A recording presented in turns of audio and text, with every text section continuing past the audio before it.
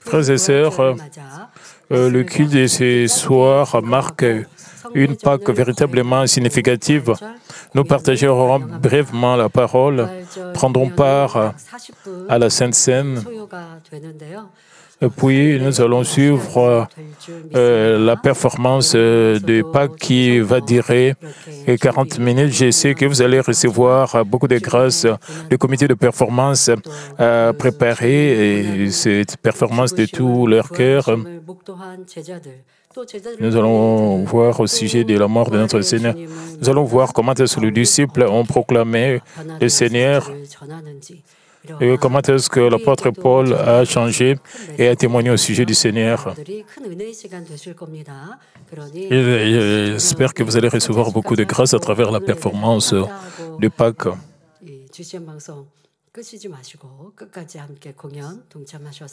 Et après la Sainte Seine, s'il vous plaît, ne fermez pas JCN, ne zappez pas, vous allez continuer et vous allez voir suivre la performance. Cette Pâque que nous célébrons ensemble est véritablement un jour profondément significatif pour tous les enfants de Dieu parce que Jésus-Christ, qui a souffert sur la croix, est mort à notre place et ressuscité en 3 jours. Nous, ces croyants, sommes devenus enfants de Dieu et nous avons reçu la vie éternelle et avons été délivrés du châtiment de l'enfer.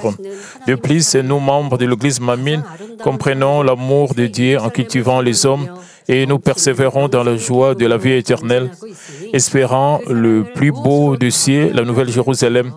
Comment pourrions-nous exprimer pleinement son amour, même si le ciel était un parchemin et la mer de l'encre, nous ne pourrions jamais écrire tout l'amour de Dieu. Mais il y a une chose que nous ne devons jamais oublier et garder toujours à l'esprit. Et si nous avons vraiment réalisé l'amour de Dieu, alors nous devons manger la chair et boire le sang du Fils de l'homme avec zèle, devenant ainsi de véritables enfants de Dieu.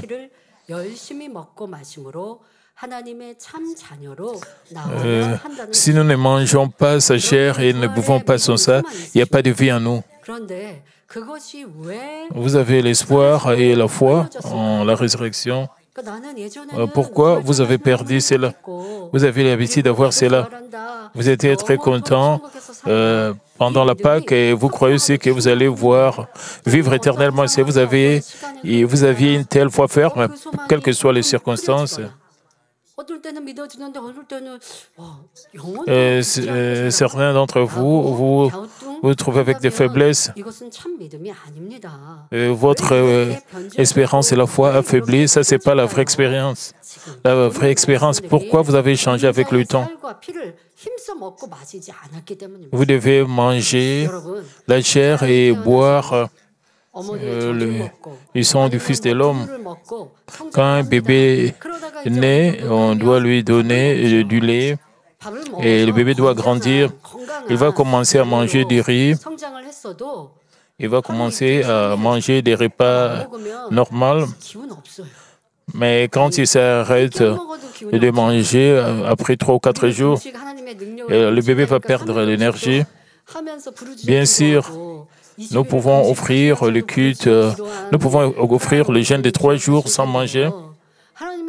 Même pendant un programme de jeûne, de prière, de 21 jours, nous pouvons prier avec ferveur, mais sans la grâce de Dieu.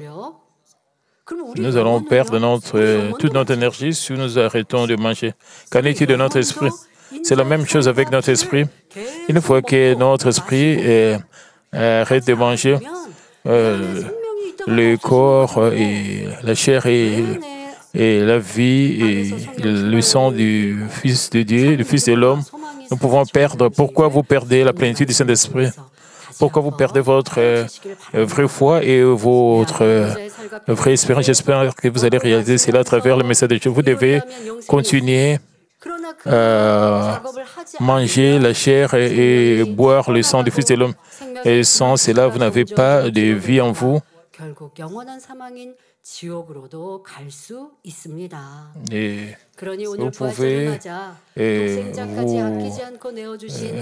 vous pouvez aller en enfer comme cela. Donc, nous risquons la mort éternel en enfer, que nous puissions graver profondément la grâce et l'amour de notre Seigneur. Dieu n'a pas épargné son Fils unique que par la communion. La Sainte Seine, nous devenons des croyants bénis qui comprennent clairement ce que nous devons faire pour devenir de véritables enfants, récompensant les sacrifices et l'amour du Seigneur et agissant en conséquence. Frères et sœurs, dans le passage d'aujourd'hui, notre Seigneur Jésus compare sa chair et son sang à la vraie nourriture et à la vraie boisson, nous enseignant le chemin de la vie éternelle. Premièrement, dans Jean 6, 51, il dit « Je suis le pain vivant qui est descendu du ciel. Si quelqu'un mange de ce pain, il vivra éternellement. Et le pain que je donnerai, c'est ma chair que je donnerai pour la vie du monde. » Le pain de la Sainte Seine et auquel nous allons assister représente la véritable nourriture, la chair de Jésus. Ce n'est pas au sujet de manger le pain, que ce soit le pain ou le gâteau de riz, que cela soit fait à partir de la farine ou du riz. Nous utilisons seulement le nom pain.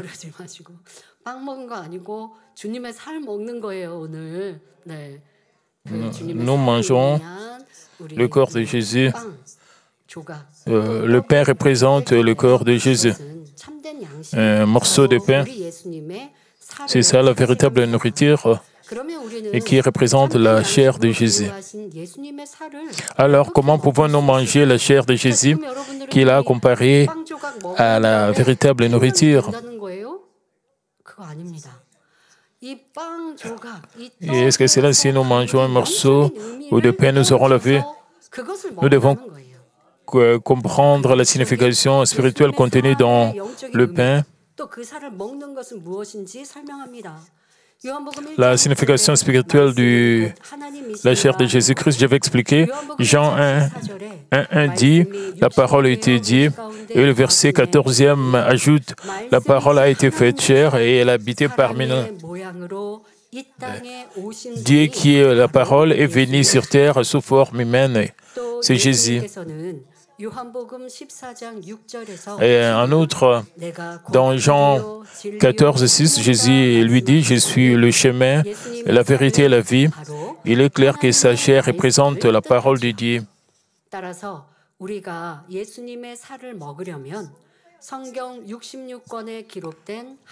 Par conséquent, manger la chair de Jésus signifie prendre la parole de Dieu, mentionnée dans les 66 livres de la Bible comme nourriture spirituelle. Ce n'est qu'alors que nous pouvons atteindre la vie éternelle. À travers la Sainte Seine, nous prenons un morceau de pain. Cela ne signifie pas que nous allons avoir la vie, mais nous devons comprendre la signification spirituelle qui signifie la chair de Jésus. Ce qui signifie les 66 livres de la Bible et manger la chair. Et c'est de prendre ces paroles comme notre nourriture spirituelle et agir selon ces paroles. Alors nous pouvons atteindre la vie éternelle. Mais prendre la parole de Dieu comme nourriture ne se limite pas à mémoriser des versets bibliques et à les conserver et comme une connaissance intellectuelle. Cela signifie méditer et la parole jour et nuit, la graver profondément dans notre cœur, rejeter le péché et le mal et cultiver notre cœur spirituellement. Et certains chrétiens, ils lisent la Bible 10 fois. Quelle grande bénédiction! Disent même 15 fois, même s'ils lisent la Bible, s'ils gardent cela comme juste connaissance intellectuelle, cela ne veut pas donner la vie. Ainsi, manger la chair du Fils de l'homme, c'est de prendre la parole de Dieu comme la parole de Dieu comme nourriture dans notre cœur. Nous devons comprendre la signification spirituelle. Par exemple, nous écoutons la parole et réjouissez-vous toujours, priez sans cesse, rendez grâce à toutes circonstances. Nous savons que nous devons nous réjouir malgré nos circonstances pour notre salut. Nous savons cela par tête, mais il y a une différence, connaître par tête et garder cela dans notre cœur. Et certaines personnes disent que Même s'ils sont passés par des moments difficiles, même si quelqu'un le dérange, ils essaient de se réjouir toujours.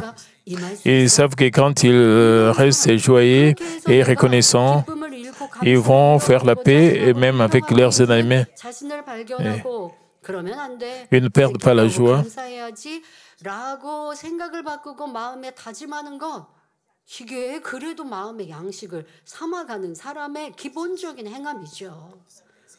Et ce sont des actions basiques de ceux qui prennent la parole de Dieu comme nourriture, mais certaines personnes, même s'ils mémorisent le verset biblique, ils sont trop éloignés de la parole.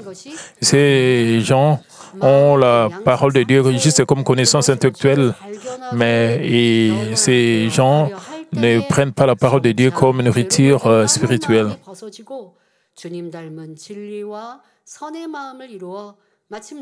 Et ce n'est qu'alors que notre cœur peut être purifié et transformé en un cœur de vérité et de bonté, à l'image de celui qui est Seigneur. En retour, nous pouvons enfin restaurer l'image du Dieu perdu. Certaines personnes vont à l'église et assistent au culte, mais même lorsque leurs péchés sont pointés du doigt et ne s'en détournent pas et vivent comme les autres, les gens du monde. Cependant, Dieu trouve le culte formel et ces personnes lamentables et s'y opposent fermement. Ésaïe 63, 3 dit « Celui qui immole un bœuf est comme celui qui tuerait un homme, et celui qui sacrifie un agneau est comme celui qui romprait la nuque à un chien. »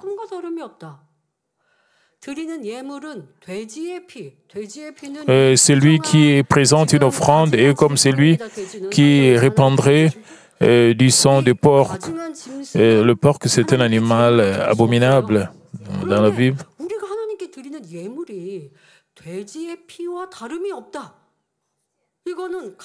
Et si Dieu dit que notre offrande est comme l'offrande d'un porc, du sang d'un porc, et celui qui brille de l'encens est comme celui qui adorerait des idoles. Tout cela se complaisent dans leur voix et leur âme trouve du plaisir dans leurs abominations. À l'époque de l'Ancien Testament, le bœuf et les agneaux étaient des sacrifices acceptables pour les holocaustes offerts à Dieu. Le chien et le porc est considéré comme détestable. Ne pouvaient jamais être offerts en offrande, mais lorsque le peuple offrit des sacrifices de bœufs et d'agneaux sans crainte révérencieuse, Dieu le réprimanda, déclarant que c'était aussi détestable que de briser le cou d'un chien, d'offrir du sang de porc ou de bénir une idole. Aujourd'hui encore, certains vont à l'église chaque dimanche, accomplissent fidèlement leur devoir, prient et font de nombreuses offrandes. Pourtant, ils négligent la circoncision du cœur, pourtant si importante, et continuent de faire des compromis avec le monde. Nous devons garder ceci à l'esprit. Vous dites que vous louez Dieu et vous versez de larmes. Et pendant la semaine de la Passion, vous pensez à la mort du Seigneur, vous versez des larmes par gratitude. Même si vous versez, vous continuez à détester, à voir des ennemis, vous continuez à vous disputer avec les autres, à faire des querelles. Le Seigneur va dire parce que vous avez vous êtes alliés l'amitié avec le monde, je suis passé par la croix et vous continuez. Même si vous versez des larmes, pourquoi vous ne rejetez pas vos péchés? Ça, c'est vraiment détestable.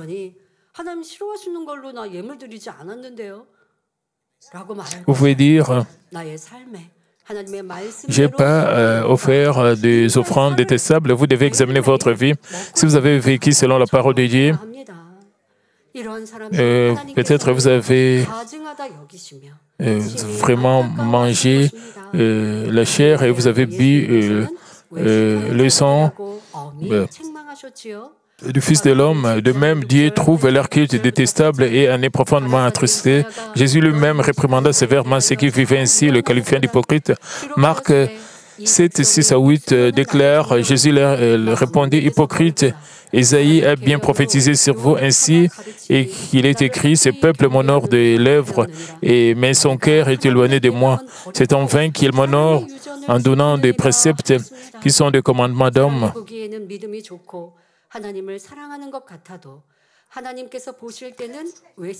Et vous abandonnez le commandement de Dieu, vous observez la tradition des hommes. Aux yeux des gens, ils peuvent paraître profondément croyants et médiés, mais considérés comme détestables et dépourvus de foi. Ils ne peuvent même pas être sauvés à la fin. Donc, c'est que le Seigneur dit à ceux qui ne gardent pas ses commandements, tout comme il faut manger, boire pour survivre. Jésus a enseigné que nous devons nous nourrir de la chair du Fils de l'homme, la parole de Dieu, pour avoir la vie. Lorsque nous mangeons, la nourriture pénètre dans l'estomac et subit la digestion. En passant par l'intestin grêle et le gros intestin, les nutriments nécessaires à l'organisme sont observés, tandis que les déchets sont éliminés. Les nutriments absorbés deviennent chair, eau et sang, permettant aux organes de fonctionner normalement et à notre vie physique d'être maintenue. De même, la parole de Dieu ne doit pas rester dans la tête, mais être reçue dans le cœur. Alors, avec l'aide du Saint-Esprit, nous pouvons ôter le péché et le mal, donner naissance à l'Esprit qui est la vérité. Par exemple, lorsque nous entendons la parole, aimez-vous les uns les autres et que nous la recevons dans notre cœur, le Saint-Esprit nous aide à chasser les attributs de la contre-vérité qui s'opposent à l'amour. Alors il ne reste dans notre cœur que l'amour, la vérité. C'est l'Esprit et il engendre la vie. En recevant chaque parole de vérité comme nourriture dans notre cœur et en donnant naissance à l'Esprit par l'Esprit, nous sommes progressivement transformés en personnes de vérité et des personnes d'esprit devenant semblables au Seigneur et atteignant la vie éternelle. Frères et sœurs, en plus de manger la chair du Fils de l'homme, nous devons aussi boire son sang pour recevoir la vie éternelle. De même que nous avons besoin non seulement de nourriture, mais aussi d'eau pour entretenir notre vie physique. En mangeant la chair du Fils de l'homme, qui est la vraie nourriture, nous devons veiller à boire son sang, la vraie boisson, pour obtenir la vie éternelle. Alors, comment pouvons-nous boire le sang du Fils de l'homme, c'est-à-dire le sang de Jésus?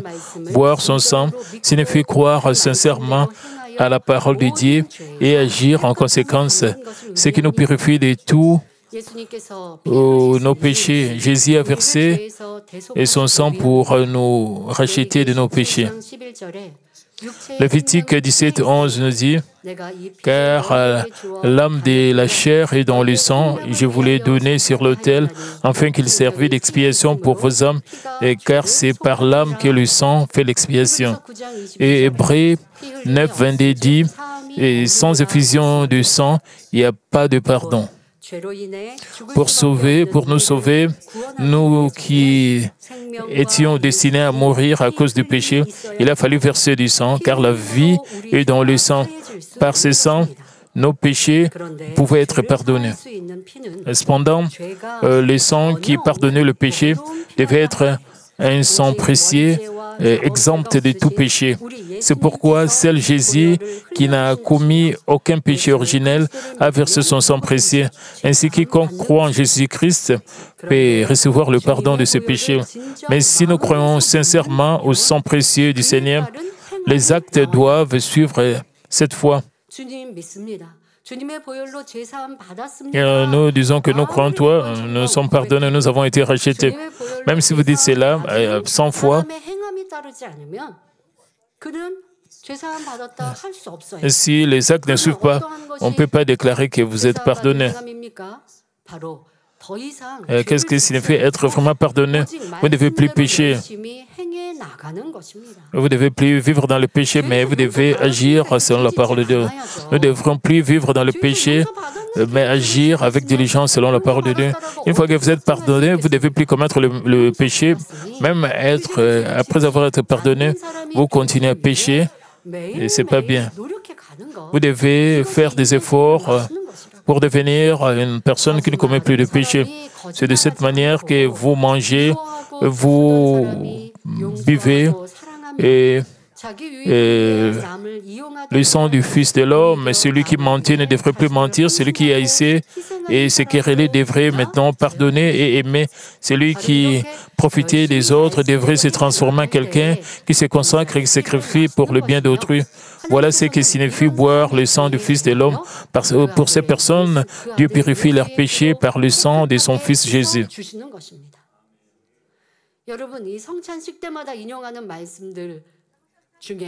Chaque fois que nous avons la Sainte Seine, nous parlons toujours, nous mentionnons toujours ces versets. 1 Jean 1,7, c'est le standard pour voir si nous mangeons la chair et nous buvons le sang du Fils de l'homme. 1 Jean 1,7 dit, mais si nous marchons dans la lumière, il est lui-même lumière, il est lui-même dans la lumière. Nous disons que je crois en Dieu. Dieu peut dire, je ne te connais pas.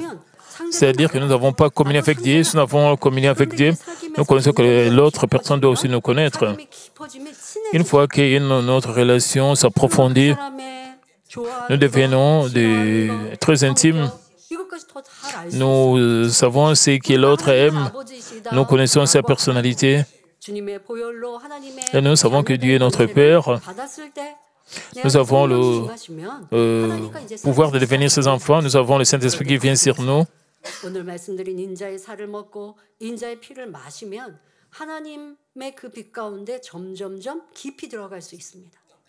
Et comme nous mangeons la chair et buvons le sang du Fils de l'homme, et nous marchons dans la lumière, nous devenons de plus en plus proches de Dieu.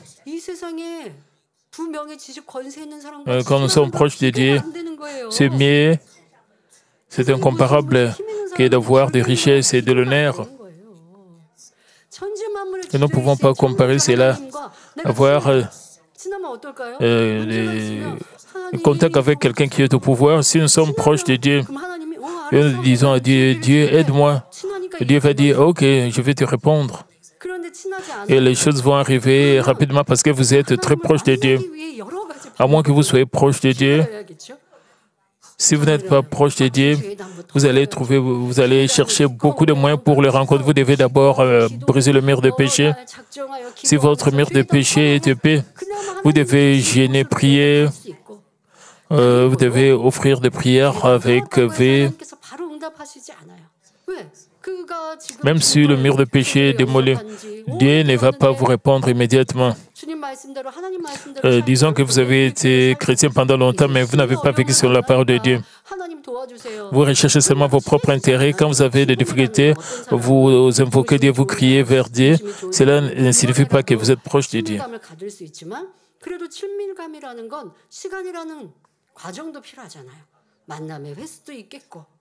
Vous avez besoin du temps pour être proche de quelqu'un. De même, et si vous vivez sans amour pour Dieu, vous n'avez pas montré la fidélité devant Dieu. Juste parce que vous avez des difficultés, vous cherchez maintenant Dieu, vous demandez à Dieu de vous aider. Comment est-ce que Dieu peut vous répondre? Alors cela signifie, cela va prendre beaucoup de temps. Vous pouvez demander à votre pasteur de prier pour vous.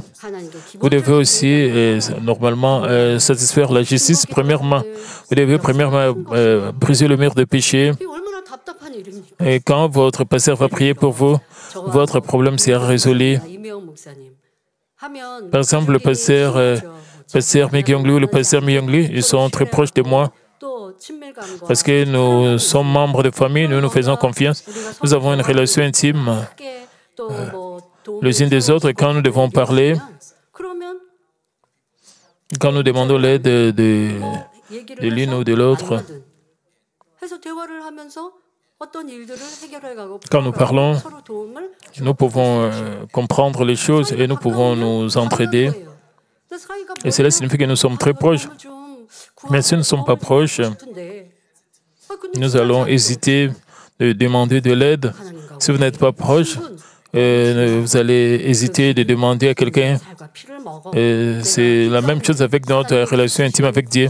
Le secret, c'est de manger la chair et boire le sang du Fils de l'homme et marcher dans la lumière comme il est lui-même dans la lumière.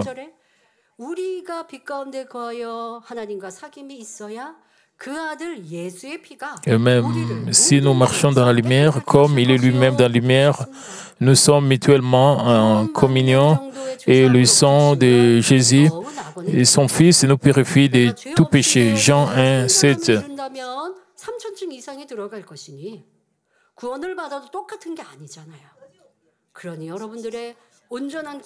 Même si nous recevons le salut, le résultat n'est pas le même. Pour avoir un salut parfait, vous devez vivre dans la lumière. Ainsi, lorsque nous nous détournons du péché et marchons dans la parole de Dieu, qui est lumière, Dieu considère cela comme de la foi et nous accorde la joie et la bénédiction éternelle au ciel. Cela ne veut pas dire que nous pouvons être sauvés que si nous vivons parfaitement selon la parole dès le début de notre vie chrétienne.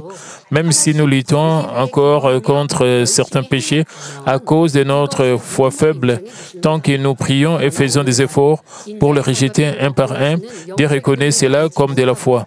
Mais aujourd'hui, beaucoup de chrétiens vont à l'église de façon routinière sans comprendre la signification spirituelle de manger la chair et de boire le sang du Fils de l'homme.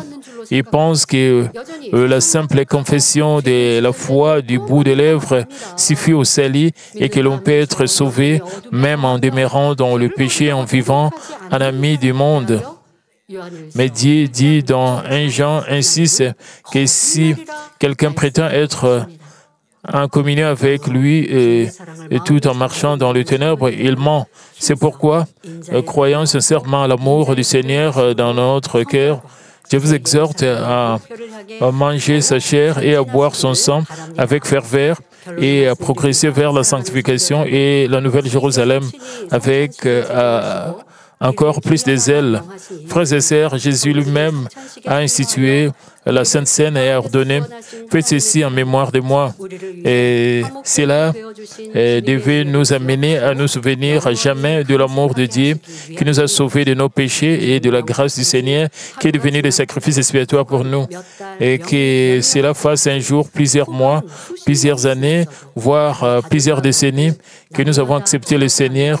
Si nous vivons chaque jour en nous souvenant de la grâce que nous avons reçue, nous mangerons naturellement et assidûment la chair du Fils de l'homme et boirons son sang, car c'est le moyen le plus sûr de récompenser le grand amour du Père qui a donné son Fils unique pour nous et la grâce du Seigneur qui n'a pas épargné sa propre vie. De plus, comme il est écrit dans 1 Corinthiens 11, 26, « Car toutes les fois que vous mangez ce pain et que vous buvez cette coupe, vous annoncez la mort du Seigneur jusqu'à ce qu'il vienne. » Le Seigneur nous demande instamment de continuer à proclamer l'Évangile jusqu'à son retour. Par conséquent, nous devons aller au-delà de la simple connaissance et de la satisfaction du message béni du salut et de la parole de sanctification. Et nous avons la mission de le partager avec beaucoup d'autres personnes dans ce monde. Je vous appelle à porter un amour ardent pour Dieu et à prêcher l'Évangile avec passion, conduisant d'innombrables âmes sur le chemin du salut. Ce faisant, je prie au nom de notre Seigneur que vous étanchiez sa soif, lui rendiez le prix de son sang et atteignez les positions glorieuses du ciel.